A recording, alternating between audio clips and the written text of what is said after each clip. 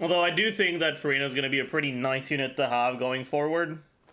So in your situation, I would probably go for Furina, but yeah. Is it better to use an HP Goblet on Hutao? What the fuck?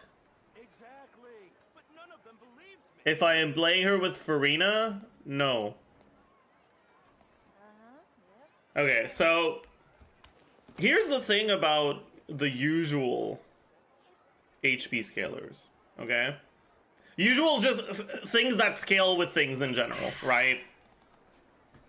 You have your, I don't know, base HP, HP percent, flat HP, total HP, right? Base HP, let's say you're at fucking 15k. HP percent, you got one main stat, a bunch of substats. And your base health, if you got HP sands, is gonna be at around 30k, right? Well, if you ever want to trade tactics, I'm always ready. You gain an HP sands, you'll have about 23% more HP. Or an HP goblet, sorry. Or an HP circlet, for that matter.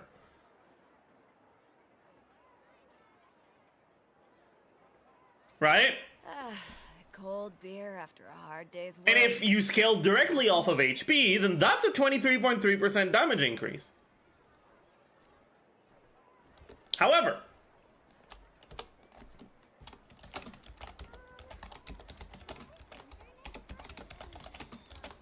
Hutao is not like the others. Want to trade tactics, right? I'm always ready. She's got... Okay. Hutao, Project, Amber. Alright, 106. Let's say you're on, what, Deathmatch? About 20% in subs.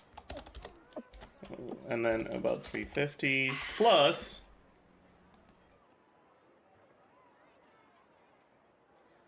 5.96% of total HP.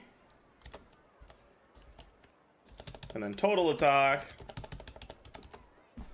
There we go.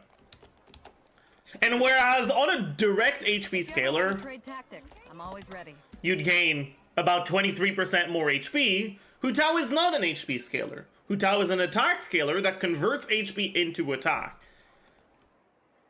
Therefore, from that HP goblet or circlet, he's only gaining 14%. In other words, Hutao doesn't scale with HP nearly as well as a character like Nevid or Yelan does. It's part of why EM Sends is a very viable thing on her. But because of that, I think it's very unlikely that you're gonna ever really be in teams where HP Goblet will be better than Pyro Goblet. We can take a look at how much worse it would be if you'd like. If you ever want to trade tactics, I'm always ready. So, with Homa, it doesn't really change anything with Homa, because yes, Homa gives you more HP, but it also gives you more attack, so the percentage increases stay pretty similar. But we can do it with Homa if you'd like. Are we looking at below 50% or above 50%?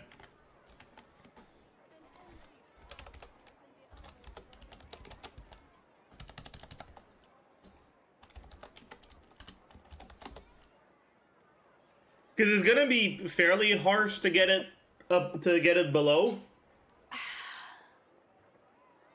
In Furina teams, because you're gonna need to run a healer that full heals you, right? So, 0.8%. So it's gonna be 6.7. Okay. Then we have crit value, crit multiplier, damage percent, effective attack. So, crit value is going to be 98.4 plus 66.1 plus 62.2 plus, let's say, 20 rolls. Crit multiplier, this square divided by 8 plus 1. If you ever want to trade tactics, damage percent.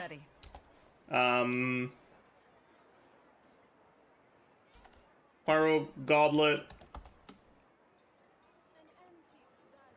I mean, realistically, you do what if you're playing Furina? Think so, Mika, maybe? Or think If you so, ever wanna Charlotte? trade tactics, I'm always ready.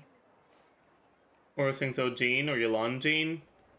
Wasn't it Yelan Jean? The thing is, with that, you don't get res to interruption. It's fucking, like, having played a decent amount of Hutao with Yelan, it's unplayable. It's not unplayable, but it feels unplayable. I think if you don't have C1, it's not a real thing for most players. But yeah, so let's do what you get from Furina, which is what, 0.25% times 300, well, maybe 250 average. If you ever want to trade tactics, I'm always ready. That's the baseline, right? And then this, oops, what are you? This minus 46.6. And then effective attack is total attack multiplied by crit multiplier multiplied by 1 plus damage percent. And as you can see, HP Goblet significantly worse here. If you are to use Yelan as well, and maybe be a little bit more generous with your Furina's options, I mean, it doesn't really matter. Yelan, let's say you get 35% average. Tactics, I'm always ready. It's still, yeah. And it just boils down to the fact that Hutao is not an HP scaler. She's an HP converter, which makes it so that she doesn't scale as well with HP as true HP scalers do. Cold beer after a hard day's work. Nothing like it. Would it be that different with an ER sans? Not that different. Difference would be a little bit smaller, but you're still better off with the Pyro Goblet. Oh, actually, I should be fair. You're gonna be on Maréchaussée. Okay, it's still worse. Like, it's in the best case scenario for the HP Goblet. It's only 5% behind, which is like 3 substats, which isn't like so bad that it's completely unplayable, but like it's not ideal.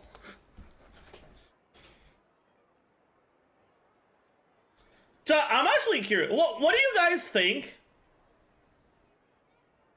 What do you guys think is the hardest artifact to have, like, actually perfect?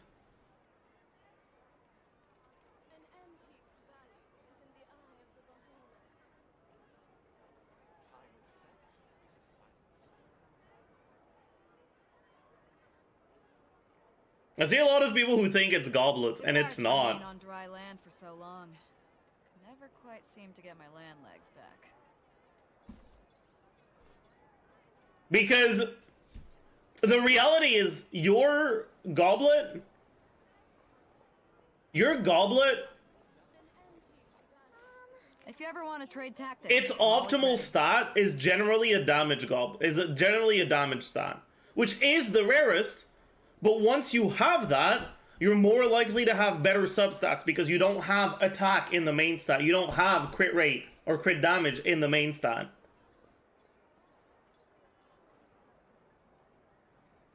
It's harder to get a decent one, but it's easier to get a perfect one. And the hardest ones to get are actually sands and circlets. I got Ganyu at release, still no Cryo Cup for her. I'm sorry, but you're making that up.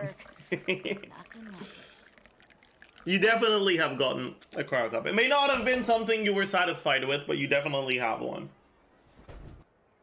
Like, bro's got reverse dream level luck. Cheating to make his RNG worse. I can't.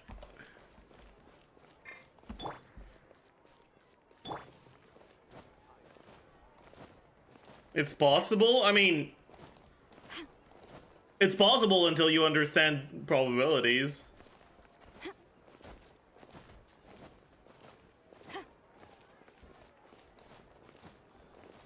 If every single person on Earth started playing on Ganyu's release, and like actually played the game, you know? On average, 0 of them would not have a Cryo Goblet by now. How significant an upgrade is Furina for Wriothesley, and is getting her better than his C1? That's actually a good question. Give the Prime, Mika Saj, you're now officially my new favorite viewer. And I want you to know, I don't say that to everyone, it's really only you, you've always been nice. Will be my favorite viewer, thank you. It's a good question because it's gonna really depend on the team, right? Now, the reality is, I still think his best team is Hyperfridge, and she is going to fit very well in Hyperfridge.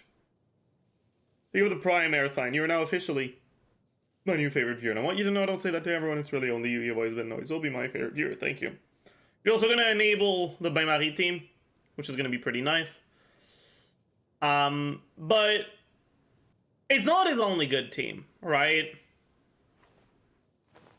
Like, at the end of the day, like I mentioned in my first impressions video, he performs a bit better than I expected in his Melt and Freeze teams and Monocryo teams. And in Melt and Monocryo, you don't use a Hydro unit. If those are the kind of teams you want to play, you won't get any value out of Furina with him, obviously. But if they're not the kind of teams you want to play, then you'll get a lot of value out of Furina. So it really depends on which teams you feel like playing. Although I do think that Furina is going to be a pretty nice unit to have going forward. So in your situation, I would probably go for Furina, but yeah.